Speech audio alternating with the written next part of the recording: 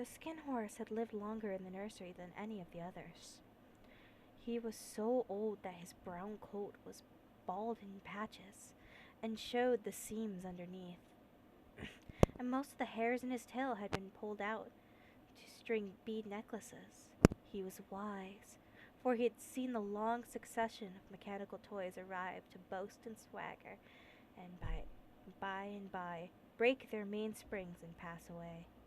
And he knew they were only toys, and would never turn into anything else, for nursery magic is very strange and wonderful, and only those playthings that are old and wise and experienced, like the skin horse, understood all about it. "What is real?"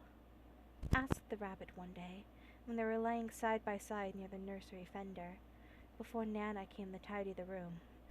"Does it mean having things that buzz inside you and stick out handle?"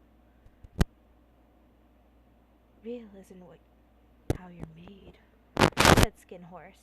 "It's a thing that happens when a child loves you for a long, long time, not just to play with, but really loves you. Then you become real." "Does it hurt?" asked the rabbit. "Sometimes," said the Skin Horse, for he was always truthful. "I don't mind being hurt." "Does it all happen at once, like being wound up?" he asked. "Bit by bit?" "It doesn't happen all at once," said the Skin Horse. "It takes time. That's why it doesn't happen often to people who break easily, or have sharp edges, or who have to be carefully kept. Generally, by the time you are real, most of your hair has been loved off, your eyes are rolled out, and you get loose at the joints and very shabby.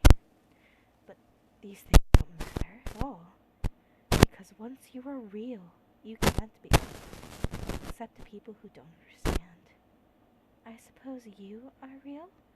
said the rabbit, and he wished he had not said it, for he thought Skin Horse might be sensitive, but Skin Horse only smiled.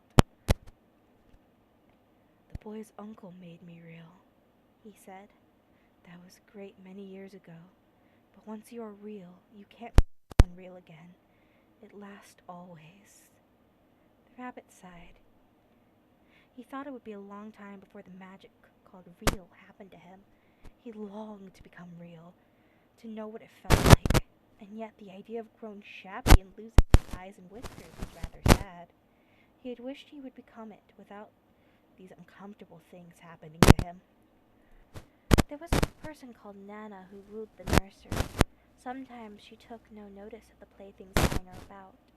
Sometimes, for no reason whatever, she came swooping in with a great wind and pulled them away in cupboards. She called it tidying up, and the playthings didn't mind so much, for wherever he was thrown, he came down soft. One evening, when the boy was going to bed, he couldn't find the china dog that he always slept with. Nana was in a hurry.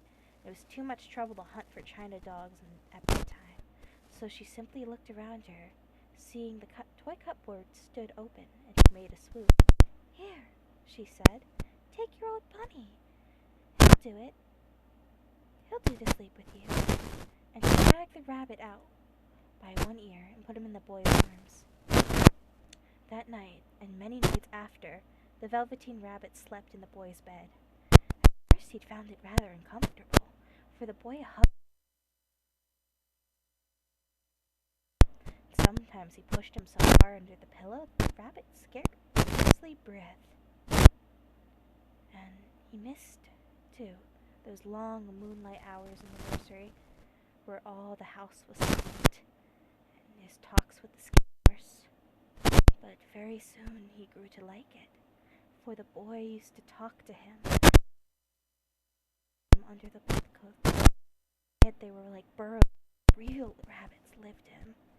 They had splendid games together. In whispers, when Nana had gone away for her supper and left the night light burning in the mantelpiece. And when the boy dropped off to sleep, the rabbit would snuggle down close to him under his warm, chin and dream, with the boy's hands clasped close under him all night long. So time went on, and this rabbit was very happy.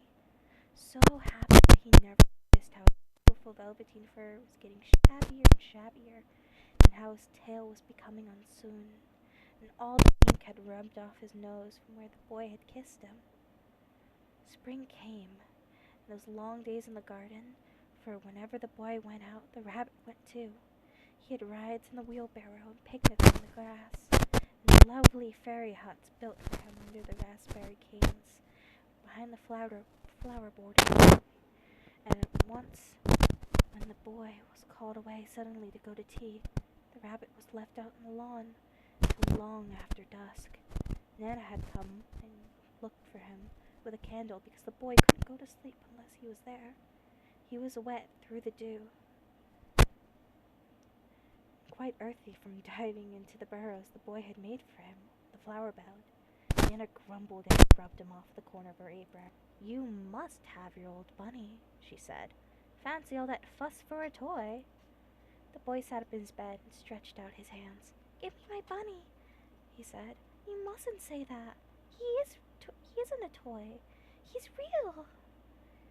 When the rabbit heard that, he was happy, for he knew what the skin horse had said was true at last. The nursery magic had happened to him, and he was a toy no longer. He was real, and the boy had said it himself. That night he was almost too happy to sleep. So much love stirred in his little sawdust heart that it almost burst, and into his boot-button eyes that had long ago lost their polish, that came a look of wisdom and beauty, so that even Nana had noticed the next morning when she picked him up and said, "I wonder if that old bunny hasn't got quite a knowing expression. What a wonderful summer."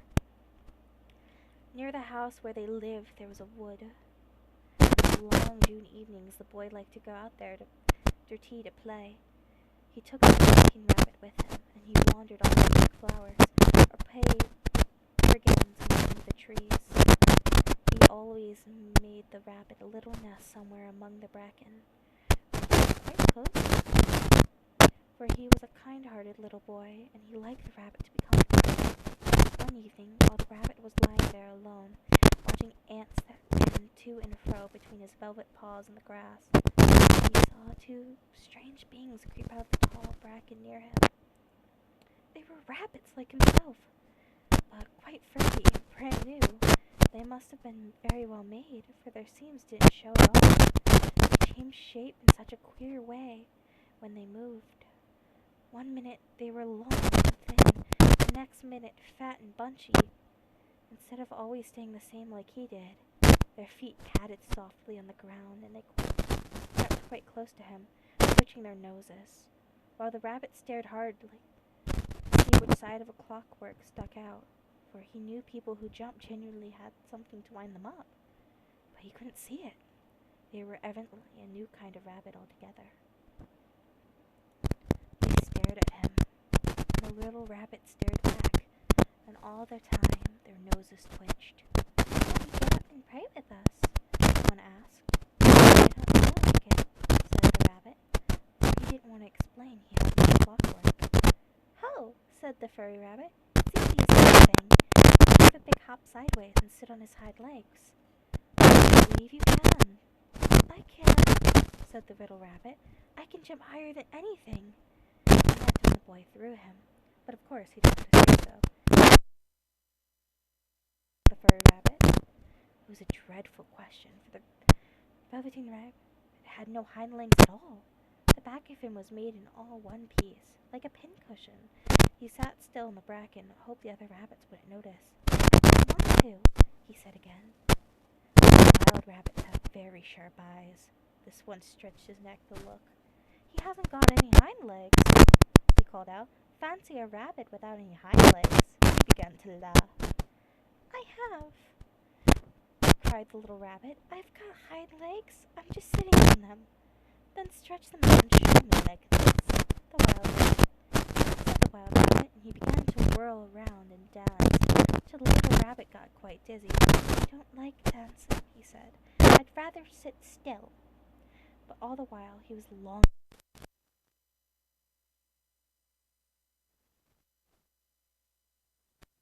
in the world to be these rabbits did.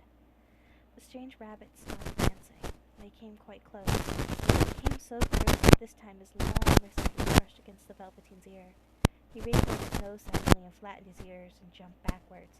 "He doesn't smell right," he exclaimed. "He's no rabbit at all. He isn't real." "I am real," said the little rabbit. "I am real," the boy said.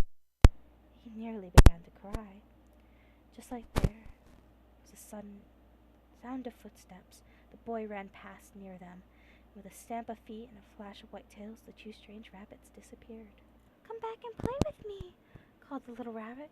"Oh, do come back. I know I am real." There was no answer. Only the little ants ran to and fro, and the brackens swayed gently where the two strangers had passed. The Velveteen rabbit was all alone. "Oh dear," he thought. "Why did they run away like that? Why couldn't they stop and talk to me?" For a long time he lay very still, watching the bracken and hoping they would come back. But they never returned. And presently the sun sank lower, and the little white moths fluttered out. The boy came and carried him home. Weeks passed, and the little rabbit grew very old and shabby, but the boy loved him just as much. He loved him so hard that he loved all his whiskers off, and the pink lining in his ear turned gray, and his brown spots had faded. He even began to lose shape. He scarcely looked like a rabbit anymore, except to the boy. To him he was always beautiful, and that was all the little rabbit cared about. He didn't mind how other people looked, because the nursery magic had made him real, and when you are real, shabbiness doesn't matter. And then one day the boy was ill. His face grew very flushed, and he talked in his sleep. His little body was so hot that it burned the rabbit when he held him close. Strange people came and went in the nursery, and the light had burned all night throughout it all. The little Velveteen rabbit was there, hidden from sight under the bedclothes, and he never stirred, for he was afraid if he found him one night they might take him away. He knew that he needed him. It was a long, weary time, for the boy was too ill to play. The rabbit found it rather dull with nothing to do all day long. But he snuggled down patiently and looked forward to the time when the boy would be well again, and they would go out to the garden among the raspberry thicket like they used to. All sorts of delicious. The boy lay half asleep. He crept up to the pillow and whispered them into his ear. And presently the fever had turned, and the boy got better. He was able to sit up in bed and look at picture books, and while the little rabbit cuddled close at his side. And one day they let him get up and dress. It was a bright, sunny morning, and the window stood wide open. They carried the boy out to the balcony, wrapped in a shawl. The little rabbit lay tangled among the bedclothes, thinking. The boy was going to the seaside tomorrow. Everything was arranged, and now it only looked to remain to carry out the doctor's orders. He talked about it all while the rabbit lay listening under the bedclothes, with his head peeping out, and listened. The room was to be disinfected. All books and toys in bed must be burned. "Hurrah!" thought the little rabbit. "Tomorrow we shall see the seaside." The boy had often talked of the sea. Very much wanted to see big waves come in, and tiny crabs and sand castles. Just then Nana caught sight of him. "How about his old bunny?" she asked. "That?" said the doctor. "Why, it's a mask of fever germs. Burn it at once. Nonsense. Just get him a new one. He mustn't have any more." And so the little rabbit was put into a sack with old picture books and a lot of rubbish, carried off to the end of the garden behind the fowl house. That was a fine place to make a bonfire. Only the garden was too busy just then to attend to it. He had potatoes to dig and green peas to gather, but next morning he came quite early and burned the whole lot. That night the boy slept in a different bedroom. He had a new bunny to sleep with him. It was a splendid all-white plush with real glass eyes. But the boy was too excited to care very much about it, for tomorrow he was going to the seaside, and that itself was such a wonderful thing that he could think of nothing else. And while the boy was asleep, dreaming of the seaside, the little rabbit lay among the old picture books in the corner behind the fowl house. He was very hungry. The sack had been left untied, so by wiggling a bit, he was able to get it. His head through the opening to look out. He was shooting a bit, for he had always been used to sleeping in a proper bed. And this time his coat had worn so thin and threadbare. The thread plugging it that was no longer any protection to him. Nearby, he could see a thicket of raspberry trees, growing tall and close together like a tropical jungle, in whose shadow he had played with the boy on bygone mornings. He thought of those long-lit sunlit hours in the garden, how happy they were, and how the great sadness came over him. He seemed